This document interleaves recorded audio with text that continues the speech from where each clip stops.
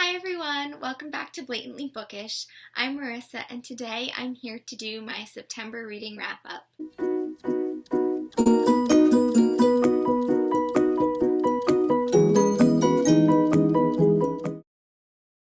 So September was a decent reading month for me. I read 5 books. In the beginning of the month, I really slogged through Mr. Fox by Helen Oyemi, and then I read Harry Potter and the Cursed Child, The Murder in the Vicarage by Agatha Christie, The Uncommon Reader by Bennett, and one of my new favorite books, The Night Circus. So I'll sort of give a little mini review of each book. I don't think I'm going to make any of them into full reviews except for Harry Potter, which I already did a whole review for, and you can check that video out in the description down below. The first book I finished in the month of September was Mr. Fox by Helen Oyemi. It's about an author, Mr. Fox, and his marriage to Daphne, but when his imaginary muse comes to life, things get pretty interesting. Daphne's convinced that her husband's having an affair, and Mr. Fox needs to choose between the real and the all-too-real, but technically fictional woman in his life. It's a strange love story. It's a magical story, and it's clever and witty. I enjoyed it, but I was really tempted to DNF it around page 200 or so. I am glad that I did make it through. It's one of those really rare books that the last 40 or 50 pages makes a difference to your reading experience, and for me it made it worthwhile. So I slogged through the book mainly because it was so hard to tell what was fictional and what wasn't, and of course that's kind of the point, but it was just done in a way that sort of bothered me. I really did get into the book, as I said, on the last 40 or 50 pages, which is when I started to hear Daphne's point of view. The book's structure was interesting. It reads almost as short stories strung together in novel form, and I thought that worked surprisingly well. Many of the stories can actually be read as allegories for the main characters in the novel, but I felt like I was too bogged down in trying to relate the stories to the characters, and when I simply just enjoyed those tangential stories, I felt like I was missing a deeper reading of the text. Also, this is supposed to be a retelling of Bluebeard, which is just a tale that I'm not familiar with at all, so perhaps that's an added layer to this book that would give other people who are familiar with the tale more enjoyment and a deeper reading of the book. So this was my first Oyemi, and I wasn't really in love with it. I think I'd give it about 3 out of 5 stars, but I was really impressed with it, and I feel like I should read other books by Oyemi. I haven't quite discounted her as an author. Please let me know if there's a specific Oyemi that you think I'd really like in the comments down below, because, as I said, I do want to give her another shot. The next book I read was Harry Potter and the Cursed Child by J.K. Rowling, Jack Thorne, and John Tiffany. I actually really enjoyed this book, despite it being a play and not really a book, but you can check out my detailed thoughts in the review. I'll link the video down below. I say a lot more there, and I don't really want to talk about it more. I also listened to The Murder at the Vicarage by Agatha Christie on audiobook. I've decided that I officially like listening to mysteries on audiobook, and this was the second Agatha Christie book that I have read, and it's the first book in the Miss Marple series.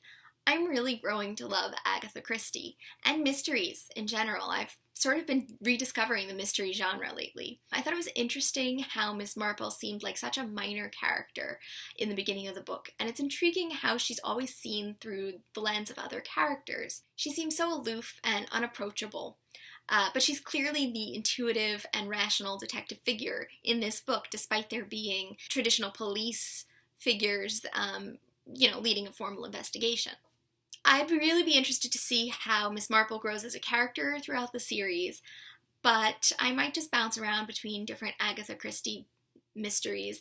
Not really sure. Perhaps you guys could let me know how you think I should proceed with Agatha Christie as an author in the comments below. I also read The Uncommon Reader, which is a novella by Bennett. It's such a witty little book, and I mean, it didn't take me much time to read it all. You can definitely read it in one sitting. I didn't, because I was savoring it and vigorously marking up my copy. You can see all the post-its. It's about the Queen of England who stumbles upon a mobile library, and she feels compelled to borrow a book.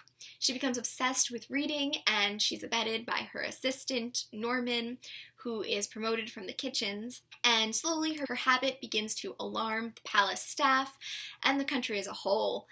It deals with the question, can and should a queen read so much, and will that interfere with her duties? It's about the subversiveness of reading and the way books can change a person. I loved seeing the tremendous character growth of the Queen as we see her effects of reading. There's some political satire thrown in here as well, and there are just so many fantastic quotes about reading. I'll just leave you with one of those.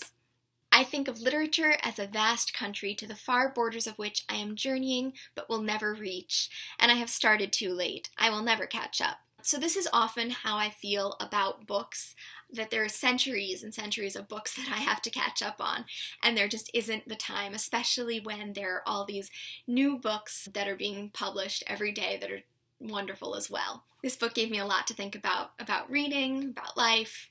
It was a great book. I highly recommend it. And then I saved the best for last in the month of September. The final book I read was The Night Circus by Erin Morgenstern, and at first I did not want to read this book. I thought that it was an overhyped YA novel. I assumed it would be trite, that it would be poorly written and uninspiring. But it was none of those things, and it is one of my new favorite books that I would recommend to anyone and everyone. As soon as I finish this video, I am going to give it to my roommate and force her to read it. So I haven't read a book that has affected me this profoundly in a really long time. It's a love story, it's a mystery, it's a fairy tale, and I mean, it's just so many wonderful things. I'll read you the front cover to give you a better sense. The circus arrives without warning. No announcements precede it. No paper notices plastered on lampposts and billboards. It is simply there when yesterday it was not.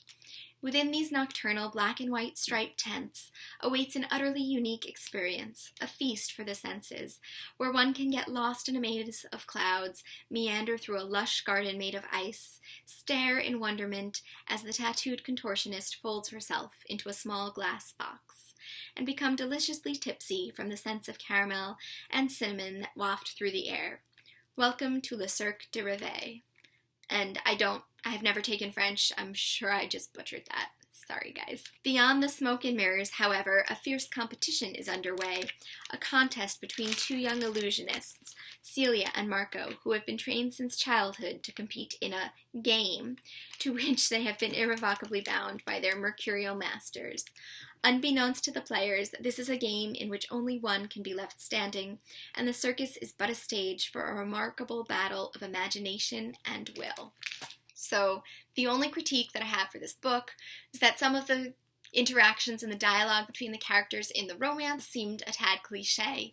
But that was only a minor aspect of the book. There were also many other aspects of their relationship and the book itself that were just so original that I didn't mind. It pulled me in utterly and completely. I stayed up till 2:30 on a school night to finish it, which is saying something. The story is impeccably woven together. It's not linear, but it's obvious that it's not. It's dated and everything, so you can easily figure it out and piece it together. It starts with all these varied threads and characters that are brought closer and closer throughout the book until you see how all of the pieces connect seamlessly. The ending was perfection, cyclical, and tied up with the other narrative that was told throughout the story, which is a narrative directed at the reader entering the circus for the first time and was written in second person. It really just, the whole book worked together beautifully. I physically started tearing up at the end of the book, maybe because it was 2:30 a.m. and maybe just because the book had ended and I kind of wanted to read more. So I want to share a quote with you, but I literally have written so many quotes down that it was so hard to pick, but I finally decided on this one. And there are never really endings, happy or otherwise. Things keep on going. They overlap and blur. Your story is part of your sister's story, is part of many other stories, and there is no telling where any of them may lead. So this is not one of the flowery descriptions of beautiful prose, which there were so many to choose from, but it's a quote that highlights what I think is a really important aspect of the book. The book is written in a way where the characters overlap and blur together, where every character really serves a purpose and is well developed in their own right, and which there are no real endings, because my mind keeps dwelling on that circus, its cast of characters, and their pasts and their futures. So yeah, I would highly, highly recommend this book. So that's it for September. I'm really excited for the month of October. As you know, I'm doing Victorian October. I'll be hosting a read-along of Wuthering Heights, which it's not too late to join if you'd like to, and more about that in October. obviously, but you can see my somewhat introduction video. I'll link that down below. If you have any comments about the books I read for the month of September, please let me know. If you have any other recommendations for me, I'd love to also know in the comments down below. Please like this video, give it a thumbs up, and subscribe to my channel if you liked it. I look forward to seeing you in another video soon. Happy reading!